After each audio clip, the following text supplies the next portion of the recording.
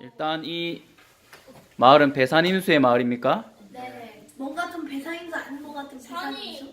이거 방향은 보자. 동서남북의 방향은 이렇고요. 디사. 전체적으로 디사네. 아름답게 꾸며졌군요. 관사에 있는 집보다 더 안대물.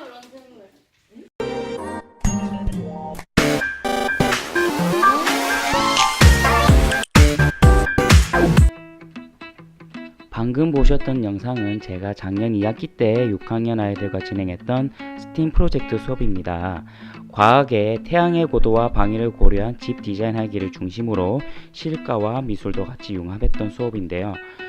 수업 과정을 간단하게 살펴보면 먼저 태양의 고도와 방위를 고려한 집 디자인하기 활동지를 모둠별로 나눠주고 아이들이 디자인할 집을 같이 이야기하고 각자 어떤 부분을 맡아서 모델링 할지도 같이 이야기해 보면서 협업을 하면서 구상을 합니다.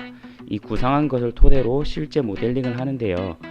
집에서 중요한 것은 옆 벽면의 어떤 창문의 위치나 크기 등이기 때문에 지붕이라든지 그 안에 가구라든지 이런 거는 싱기버스를 이용해서 다운을 받아 쓰고 실제로 집의 벽면은 아이들이 직접 모델링해서 만들 수 있도록 이렇게 진행을 했습니다.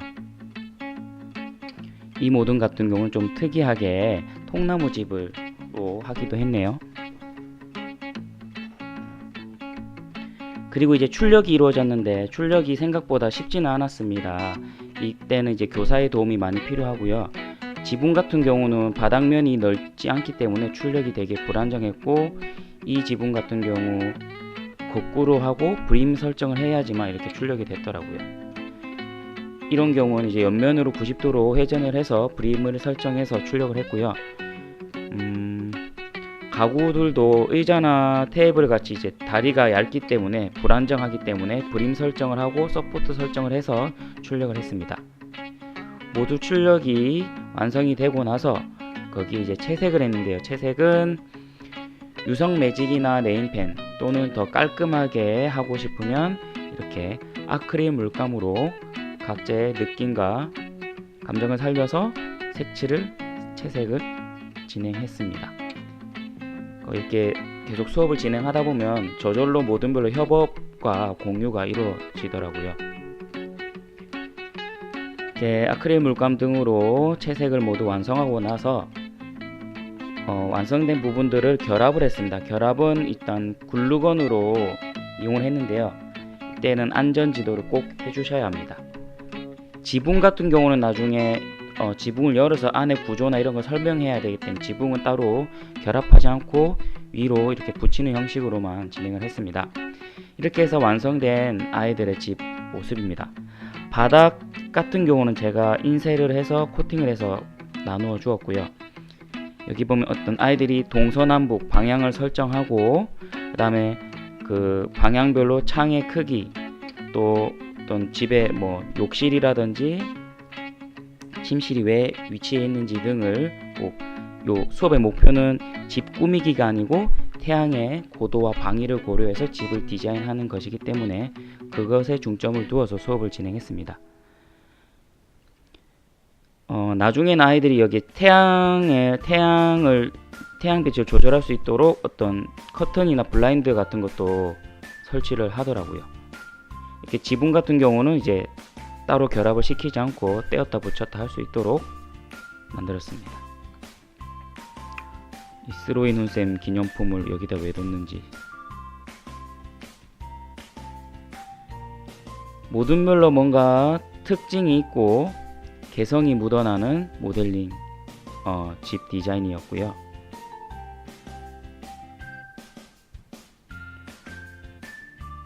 이렇게 모두 집을 완성했으면 이 집들을 모아서 하나의 마을로 만들어 보고자 했습니다. 그래서 큰 하드보드지를 주고 어떤 재료나 표현 방법에 있어서는 제한을 두지 않고 아이들에게 같이 마을을 꾸며보자 했더니 운동장에 있는 나뭇가지를 주오기도 했고요.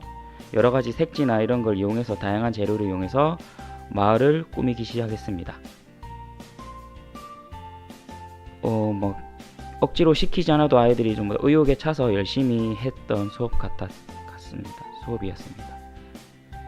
뭐 입체적인 산의 모양을 만들고 싶어서 저런 작업을 하기도 했고요. 점점 어떤 마을의 모습이 완성되어 가고 있습니다. 그러면 아이들이 직접 태양의 고도와 방위를 고려한 집을 어떻게 왜 설계했는지에 대해서 발표하는 영상을 보고 마치도록 하겠습니다. 저희 산모둠의 태양 고도와 방위를 고려하여 만든 집 디자인을 발표하겠습니다. 일단 저희 집은 지붕을 만들어 여름에 햇빛이 잘 들어오지 않게 하고 겨울에는 햇빛이 잘 들어오게 했습니다. 그리고 남쪽 큰 창문에는 블라인드로 햇빛의 양을 조절할 수 있게 만들었습니다. 이제 집안의 배치를 설명해 드리겠습니다. 먼저 식탁과 의자는 햇빛이 잘 드는 남쪽 창문에 놨습니다. 그리고 서쪽에는 창문으로 막아 햇빛이 많이 들어오지 않게 조절하였습니다. 그리고 나머지 화장실과 침대는 햇빛이 많이 들어오지 않는 북쪽에 배치하였습니다. 이상 저희 산모듬의 발표를 마치겠습니다. 햇빛이 잘 드는 남쪽에 거실과 창문을 배치하였고 햇빛이 적게 들어오는 동쪽에는 침대를 배치하였고 북쪽에는 화장실을 배치하였습니다. 그리고 동서남북에 여름에 통풍이 잘 되고 겨울엔 햇빛이 잘 들어오게 창문을 설치하였습니다. 또 여름엔 해가 높게 뜨고 겨울엔 해가 낮게 뜨는 원리를 이용하여 여름에는 햇빛이 안 들어오고 겨울에는 햇빛이 들어오게 지붕을 설치하였습니다. 그리고 햇빛이 잘 들어오는 남쪽에만 큰 창문을 달았고 서쪽, 동쪽, 북쪽에는 작은 창문을 달았습니다. 저희 모둠을 위한 같이 태양의 고도를 방해한 집을 설계하였습니다. 산모둠 디자인을 발표하겠습니다. 먼저 지붕은 태양의 고도를 따라 햇빛을 조절하기 위해 비가 와도 통나무가 물에 젖는 것을 방지하기 위해서 2-3cm 정도 나오게 하였습니다. 또 햇빛이 잘 들어오는 남쪽에는 큰 창을 내었고 동쪽에는 오전에 햇빛이 들게 하기 위해서 중간 크기의 창을, 오후에는 햇빛이 잘 들지 않게 하기 위해서는 서쪽에 창을 작게 내었습니다. 그리고 남쪽의 가장 큰 창에는 커튼을 달아 햇빛의 양을 조절할 수 있게 만들었습니다. 그 다음으로 집안에는 식탁을 중심으로 다른 가구들을 설치하였습니다.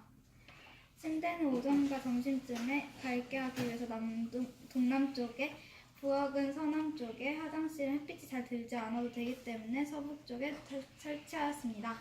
마지막으로 여름에 들어오는 강한 햇빛을 막기 위해 집 앞에 나무들을 설치하였습니다. 이것으로 산모둠의 발표를 마치겠습니다. 일모둠의 발표를 시작하도록 하겠습니다. 저희 일모둠은 처마의 길이를 내요.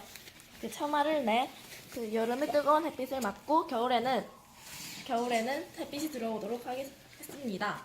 그리고 햇빛이 잘 들어오는 남쪽에는 큰 창문을 내고 이렇게 보면은 커튼으로 빛을 조절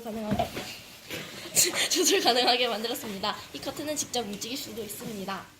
그리고 동쪽은 아침 햇빛을 받기 위해 이렇게 안방과 부엌 쪽을 놔뒀고, 그 다음에 서쪽에는 창을 좀 작게 내서 햇빛을 좀 더 안 들어오게 하였습니다. 그리고 햇빛이 별로 안 들어오는 북쪽에는 그 화장실 그리고 다용도실 정도를 두어 그렇게 창문을 작게 내었습니다. 그리고 남쪽에는 거실을 두었습니다. 이상입니다. 와.